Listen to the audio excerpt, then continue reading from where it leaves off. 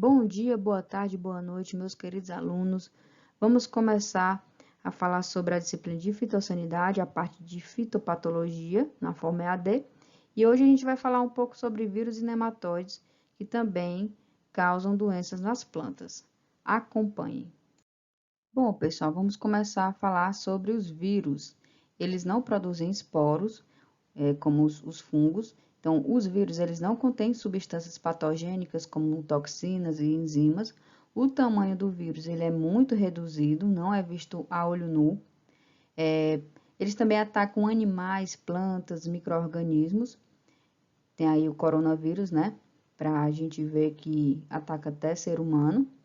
E também os vírus atacam as plantas. São parasitas obrigatórios, quer dizer, o que é um parasita obrigatório? Refere-se a um organismo que não pode completar seu ciclo de vida sem explorar um hospedeiro adequado. No caso, ele não consegue sobreviver se não tiver, por exemplo, no ser humano, no caso do coronavírus, ou no caso de uma planta, que está atacando uma planta e causando alguma doença. Então, ele não consegue completar seu ciclo de vida se ele não estiver explorando, se alimentando desse hospedeiro. Há a presença de um só tipo de ácido nucleico, ou o RNA, ou só o DNA, em cadeia simples ou dupla. Tem capacidade de crescer e se dividir autonomamente, quer dizer o quê? Que ele não tem como se dividir, se replicar, crescer sozinho. Ele tem que ter realmente esse hospedeiro. Depende da célula hospedeira para se replicar, para se multiplicar. E também depende dessa célula hospedeira para executar as funções vitais, para eles poderem crescer e executar essas funções. E há também a replicação somente a partir do seu próprio material genético e não existem vírus de plantas que parasitam células animais, tá? Então, é diferente o vírus da planta do vírus que ataca o animal.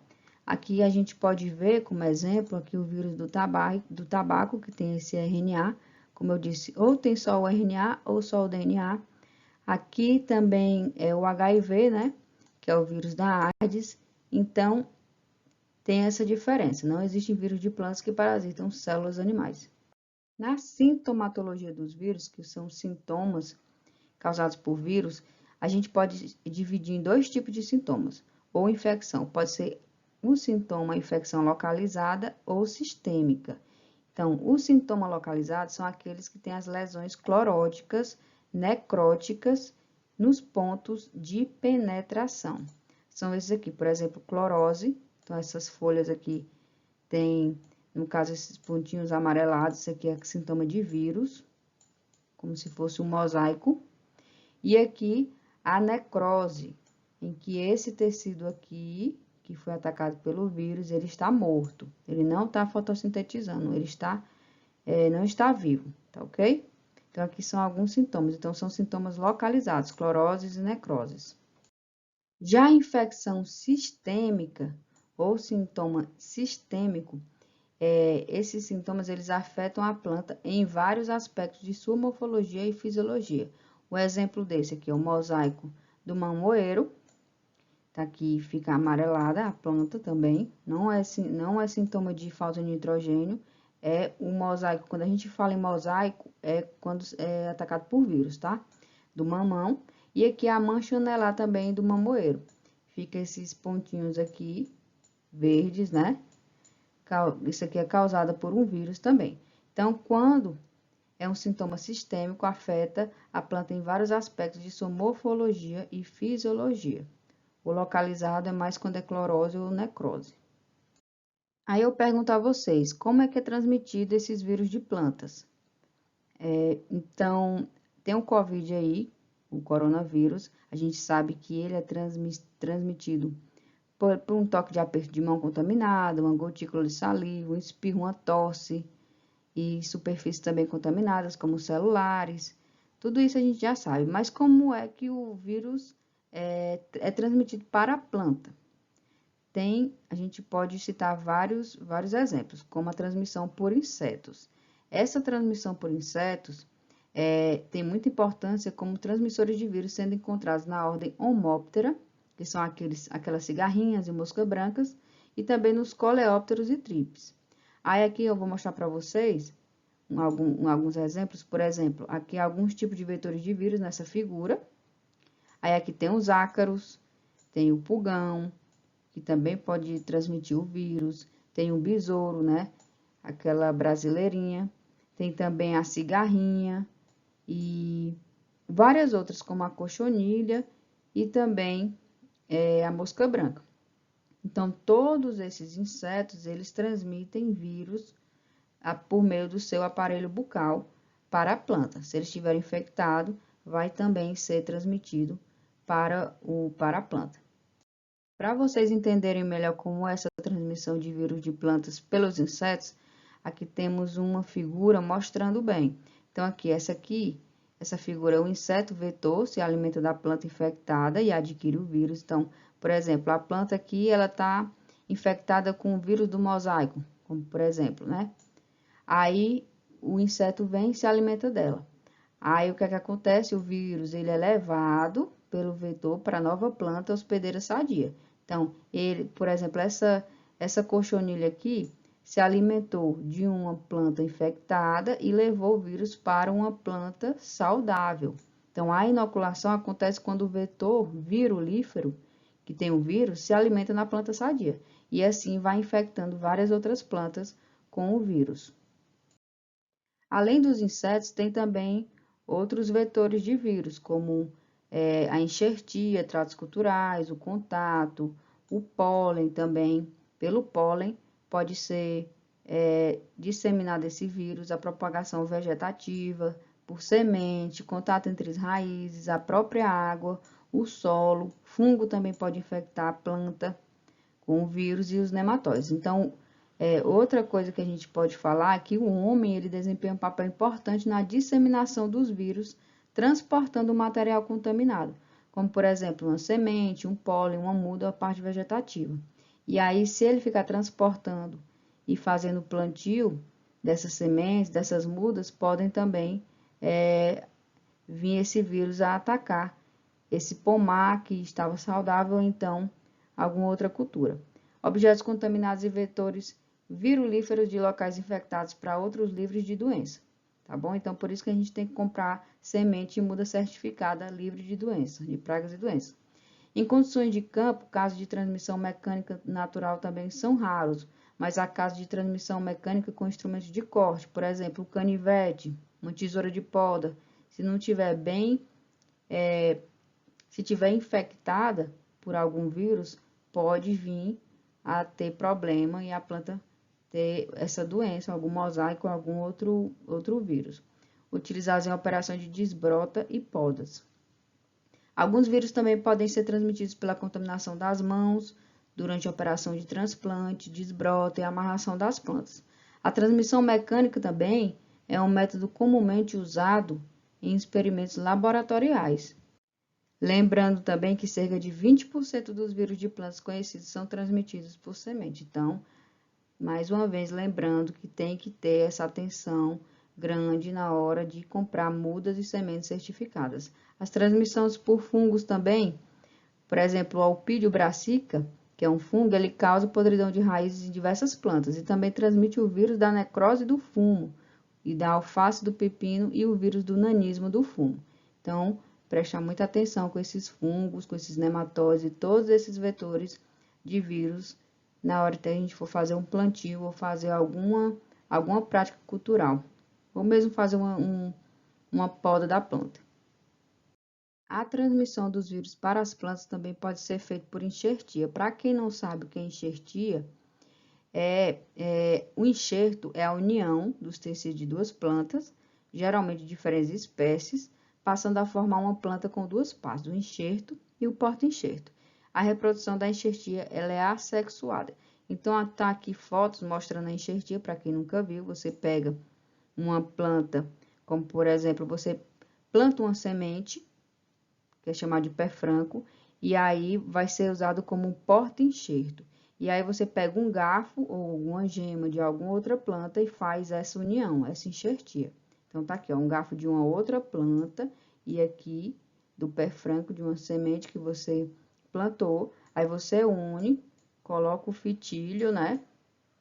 E Depois de um tempo, você espera para que ocorra essa união e a planta ela fique mais precoce ou livre de algumas doenças. Geralmente a enxertia é para obter a precocidade, que é para produzir mais rápido, como o cajueiro não precoce, que ele produz muito mais rápido, comparado ao cajueiro gigante, né, comum.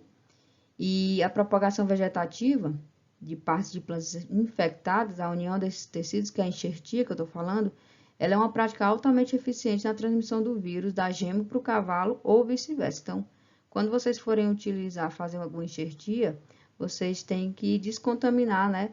Passar um álcool ali naquele canivete em todo o material que você vai utilizar para fazer enxertia, para exatamente não ter esse problema de ter essa transmissão do vírus. E como ocorre então a infecção, a movimentação do vírus na planta? Então, após a infecção, os vírus são transportados através dos plasmodesmos, que são esses, como se fossem esses buraquinhos, essas aberturas que tem de célula a célula.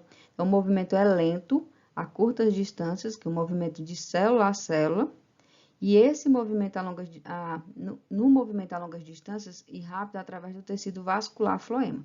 Então, pode ser por curtas distâncias, por meio dessas plasmodesmas, desses buraquinhos de célula a célula, ou pode ser um movimento a longa distância por meio do floema e do xilema, né? Ali que são os vasos condutores. E aí, o que acontece? O vírus, ele se mistura com o floema e ocorre a infecção sistêmica. E se propaga pelo ponto de infecção, vai para as raízes, das raízes para as folhas jovens. Aqui é um exemplo que eu vou mostrar para vocês. Aqui uma planta está infectada com um dia. Tá só esse pontinho no vírus aqui. Aí, depois aqui de 3 dias, vai aumentando e vai acontecendo na planta toda. Infeccionou, veio infecção em toda a planta aqui depois de 9 dias, por exemplo. Aqui é a mesma coisa, começou aqui na folha, ó. Aí foi se alastrando, vai pelo caule, aí vai para a raiz, depois sobe, vai para a parte aérea, e aqui 10 dias, 18 dias já era, a planta que já está toda infectada.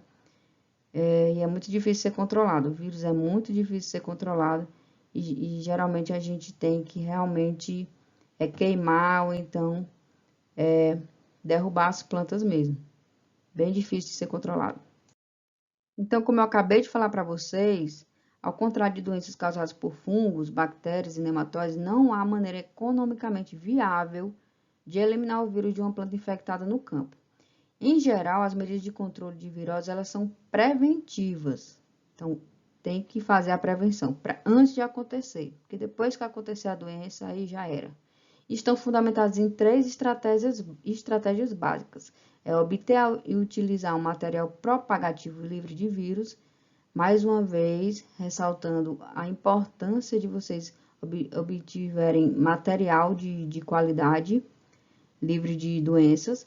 Atuar também contra o vírus e seus vetores. Vetores, como eu já disse, pode ser fungo, semente, inseto, água, entre outros.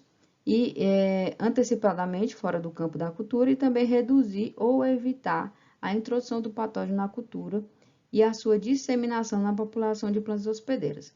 Então, a identidade do vírus, ela deve ser conhecida desde o início, porque a estratégia de controle da virose, ela está baseada principalmente nessas características de transmissão, que podem diferir muito de vírus para vírus.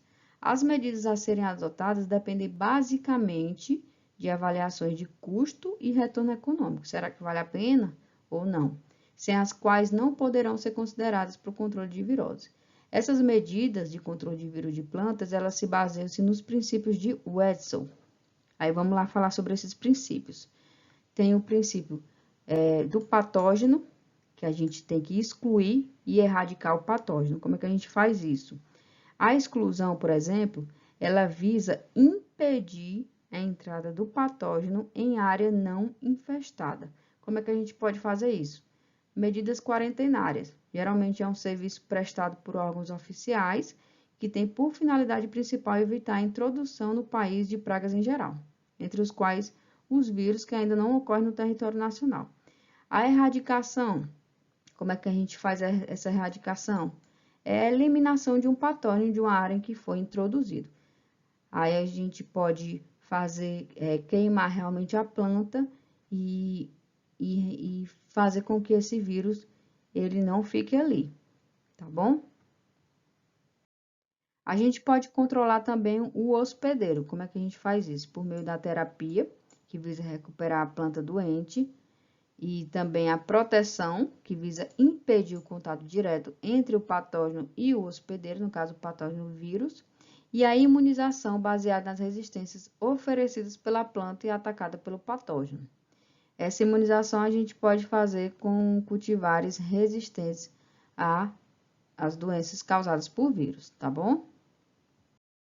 A gente pode controlar também o ambiente. Então, podemos controlar a entrada do patógeno, como eu já disse, por meio da exclusão e erradicação. Podemos controlar também a planta, como eu já falei e citei, e também controlar o ambiente, por meio da evasão, que é a prevenção da doença pela fuga em relação ao patógeno, ou um ambiente favorável ao patógeno. Então, a gente pode utilizar,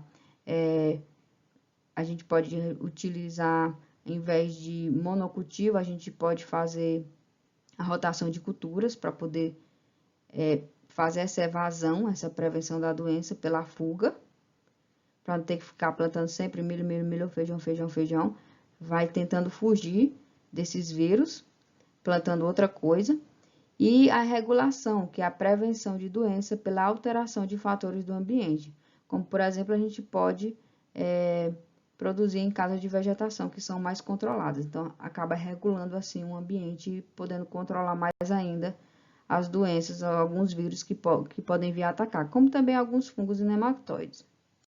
Finalizamos assim a nossa primeira videoaula, em que a gente está falando sobre os vírus. Na próxima videoaula a gente vai continuar falando sobre os vírus e vamos começar a falar também sobre os nematóides como causadores de doenças de plantas. Boa noite a todos!